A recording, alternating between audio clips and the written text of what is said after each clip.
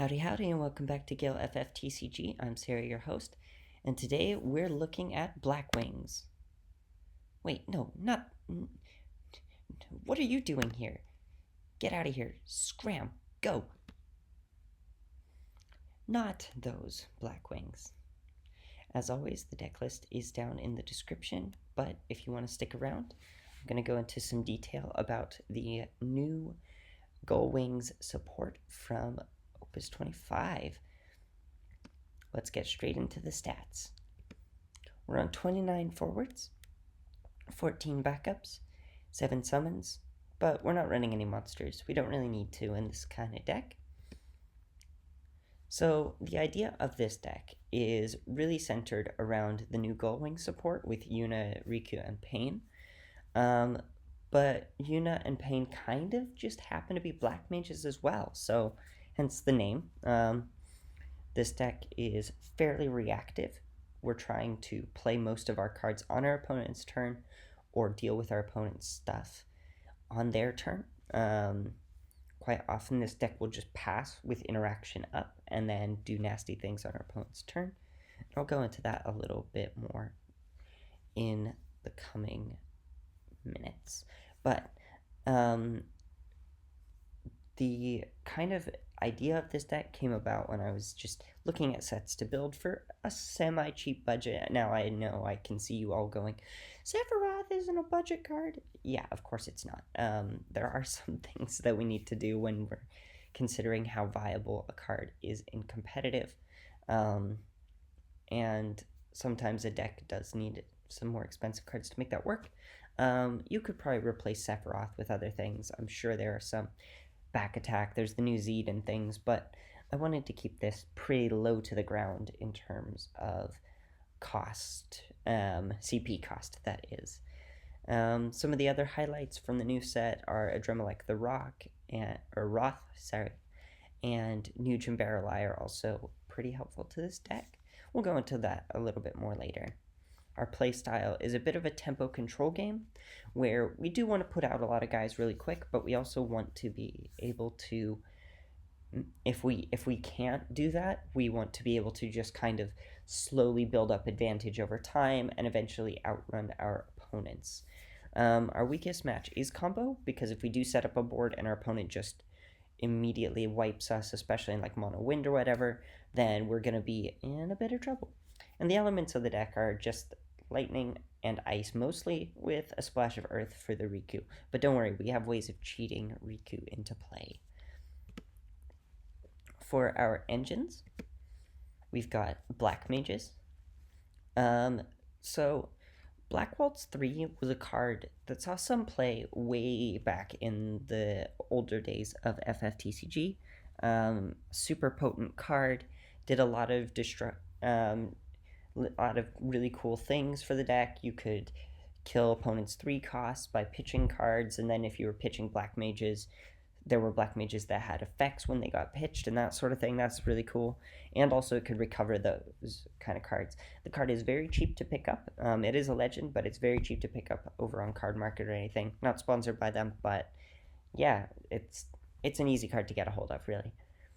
The new addition to the Black Mages, and what made me really want to build this deck, is 3CP Yuna. It's from the latest set, and when Yuna enters the field, you can search for Gullwings. You can also pay 2 of any CP, and then you can play a job Gullwing from your hand onto the field, and you can only do it once per turn. Note that it is only once per turn. It doesn't say on your turn. So you can play this on your opponent's turn, and then effectively give something haste. There are ways of getting over certain board wipes that deal like 8k, so you could get over a Luso board wipe by having a Riku in hand that when it enters all of the category 10 forwards you control, gain +2, so you buff yourself over that. There's some really cool little combos in this Yuna. Yuna also has a special pitch a copy and pay 1 ice, choose a character, dull and freeze it, and your opponent discards a card. You can do that also on your opponent's turn, so that's really cool. And last but not least, we have Vivi. It's a 4CP Black Mage EX Burst. When Vivi enters the field, you choose a or a Black Mage in your break zone and add it to hand. It can't be VV though. And then if VV sticks around long enough, which our opponent probably isn't going to want to let it, but there's so many threats, there's such a density of forwards that are really dangerous that your opponent kind of has to just respect that even if they kill one, they're probably going to have to deal with another really soon. VV, if it sticks around, chooses a forward, deal it 4k for each job Black Mage you control. You're going to control a lot of those. This card is usually doing upwards of probably 12k on average. Great card, and it's an EX burst. I don't know what more you could want. We do have a little bit of a Category 10 engine, the new Nuge. Say that 10 times fast. When it enters the field, you can search for a Gapal or a Barreleye. We're running both, but I think this serves best as just a backup engine to search Barreleye. Barreleye, when it enters the field, when it enters the field, you choose a forward in your break zone, add it to hand. Seems pretty good, and it's on curve as well, which is really strong. We're running the 2 copies of Gapal so that Nuge doesn't go dead if we hit Nuge early and get Barreleye. Yeah, not much more to say about that. And we do have a Category 7 package. We've got Reaving Kate Sith, just classic cards, and President Shinra and Cisne as well. I think Ice and Lightning are in a really good position right now just because of the way that it has like 3 backup engines now, potentially even more. I can't remember. Let me know in the comments if you can think of any other cool backup engines in Ice or Lightning. But yeah, I think right now where we're sitting, each of the searchers having an EX burst. If you don't see one, you'll probably see the other. And if you don't see any of them in your opener, you're probably going to take them in damage. So that's really great. Not much more to say here. Got lots of engines, lots of combos, lots of things going on in this deck, a lot of moving parts that just congeal really well together, which is kind of great. So I've already talked about Yuna, but it is worthwhile looking at Riku and Pain as well. Oh, there we go. Boom. Knew there was something missing. For Yuna, we've already covered, but Yuna can search either Riku or Pain, and Riku, when it enters the field, you can choose a backup of cost 3 or less from your hand and play it on the field, which is really strong. There's a lot of ETBs on this. So if you were, say, I don't know, opening Yuna, you open Yuna, you play Yuna, then Riku goes ahead, or you go search Riku, pass to your opponent. Your opponent's kind of like, okay, now they basically have to respect whether or not you have Riku and a backup in your hand. So, for instance, maybe we're running Kate Sith, and we have it in hand, so we play Yuna turn 1, we go ahead, we search for Riku, then we hold off on our opponent's turn, then we pay 2, trick in Riku, and then play the Kate Sith to steal a card from our opponent's hand on their turn. That seems pretty good to me. So yeah, there's just a lot of really cool things, and I did mention this before, but I got it wrong, just reading it here. When a backup enters your field, until end of turn, all the Category 10 forwards you control gain plus 2k and Brave. So you do need to have an extra step here to buff everything over like a Luso board wipe, but it's still very doable. Being able to toolbox with Yuna very early in the game just gives you a lot of strength in the game, and I think that is pretty cool. And the other Gullwing that we have, who's also a Black Mage, so that's worth noting, is Pain. When Pain enters the field, we choose one forward of cost 3 or less opponent controls and deal it 7k. And this will kill most 3 costs. Very bad in a 7-wall matchup. Don't let that fool you. This card seems like it would... Oh, well, it hits a 3 cost. Just don't deploy it in 7-wall hoping to kill anything, unless, like, you know your opponent's on, like, empty, but not likely to happen. However, when a forward opponent controls is put from the field into the break zone, you choose one Category 10 forward, and it gains haste, but admittedly, that's pretty easy to do, especially because we have all of these other Black Mage payoffs. I'll go on to my Black Mages just here anyway. This is a great segue, but Black Waltz 3 um, is already a removal package. If you want to pause the video and read the card, you can do that. Card's been out for a while, so I'm just going to briefly touch on why I've included them rather than going in depth on them. I've already talked about VV as well. We've got Black Waltz 1. When Black Waltz 1 is discarded from your hand due to an ability, choose a forward, deal it 4k damage. Again, already all the Black Mages kind of have that line of text, including Black Waltz 3. So if you pitch this to Black Waltz 3 to break something, then you can deal 4k to another thing. That's pretty cool. And as well, all of the Black Mages kind of have this 0 ability, discarding a job Black Mage from your hand. If you do, choose a dull forward opponent controls, deal it 7k. Like, that's not always going to be relevant, but sometimes, especially in like aggro matchups, this is really strong because you can just go, okay, cool, I've got this guy down, now I'm going to pitch a copy of a Black Mage, any Black Mage at all, and then I'm going to shoot your attacking forward for 7. Like, that's pretty good because most aggro decks have such a low power, and I think especially right now in this set, I think that's going to be very important. Up next in our protection slots, we actually really only have 2. There's a lot of the kind of primary thinking behind it is this deck is so good at defense that it doesn't need to protect itself necessarily. There are fail states, obviously, as there are with every deck, but I think there's not that much need for protection. Half the reason we even have Gapal in here is because it's searchable off of Nuge.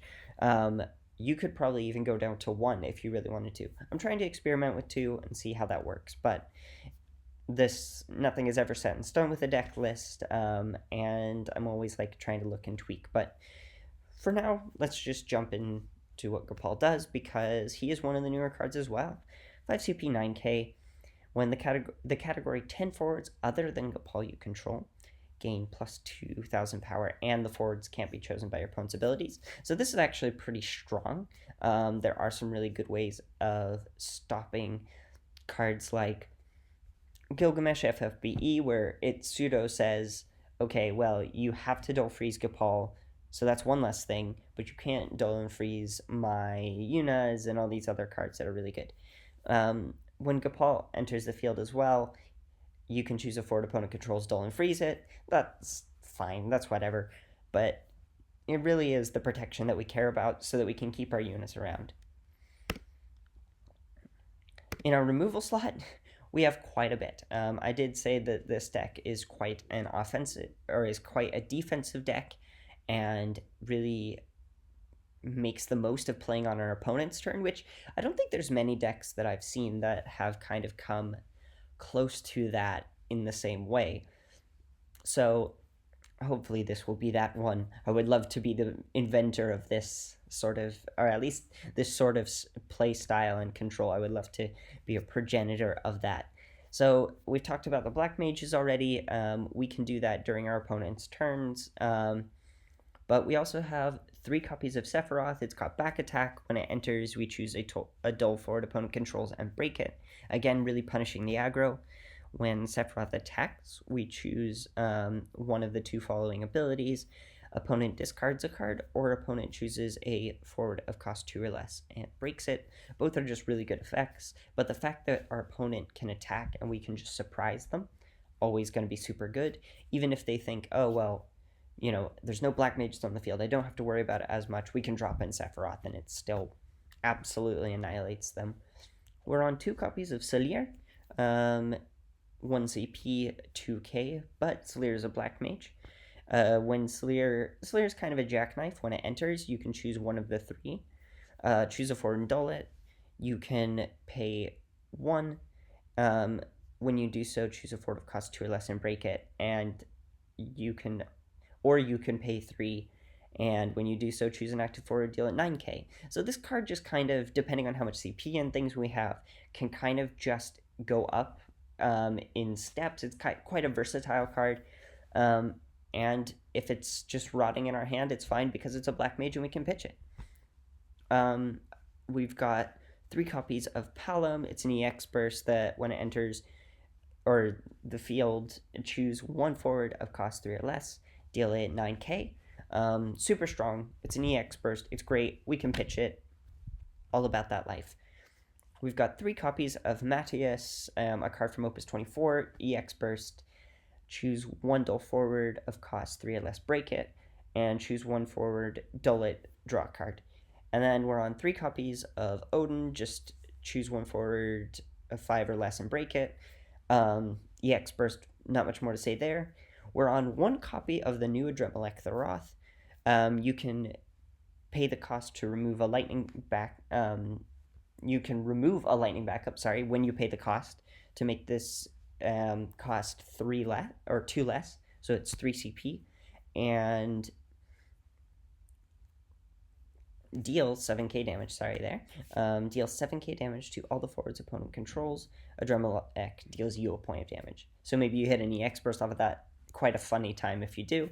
But it's an instant speed board wipe that really can, really take out our opponent's, aggro strategies. It's really strong. Super, super potent. For sure. Our advantage pieces. Card advantage and searchers. I've already talked about these at length, but being able to have instant speed recursion and being able to kind of just continually cycle Black Mage 3, or Black Waltz 3, obviously being able to get us back pieces. Sometimes our opponent will hesitate to kill this because they know that we can basically just go ahead and grab a VV to get back our Black Waltz 3, because Black Waltz 3 can't get itself back. That's worth noting. Or we get a Yuna and then we go and find another Riku. Riku being able to play out a backup obviously is really strong in the early game. Maybe you have another copy of Riku in hand. You just pitch these 2 and play a backup and a forward. There's a lot of good things about Riku, and obviously VV recurring things is great. For our searchers, obviously we've got Yuna, but I'm also on 3 copies of Yazael. I just went Yuna really early on, and Yazael is definitely the best way to achieve that. And finally, for our limit breaks, we're on 1 copy of Kuja, just because, again, it stops the aggro matchups, and it's just generally quite good. 1 copy of Victoria for removal, 2 copies of Serah because it's cheap. It's a limit break 1. When it enters the field, we can dull something or freeze something. So either way, it's a proactive card or a defensive card. We like that. 1 copy of Noctis for obvious reasons. It's just another piece of recursion. 1 copy of Cloud, more removal. Gilgamesh as break zone hate, and the new Sephiroth. This card is apparently insanely good. I've not had a chance to playtest this specific card yet. But from what I hear, by all accounts, is very strong. First limit break 4, which is interesting. 8 CP 8k. When Sephiroth enters the field or attacks, you dull all the forwards other than Sephiroth. So be very careful with this. You can obviously play it down and have it be a wipe or something like that effectively. But if you are going to play this after you have attacked or something like that, just remember to play it in main phase 2, basically. That way you have all your attacks done. Just don't play it in main phase 1 into your into a board that can attack. Just don't do it. It's not worth it. At the end of each of your turns, you choose 1 dull forward other than Sephiroth and break it. So bearing in mind that this also includes yours. So if they somehow, I don't know, if your opponent has no board, just be very careful, because now you'll have to start breaking your own forwards. So yeah, just keep that in mind. Well, if you've made it all the way to the end of the video, thanks for watching. If you like this video, please comment, share, and give it a like. If you want to help me get to events and help me make the channel better, scan the coffee QR code up in the top right, or follow the link down below. Have a great day and a great rest of your week.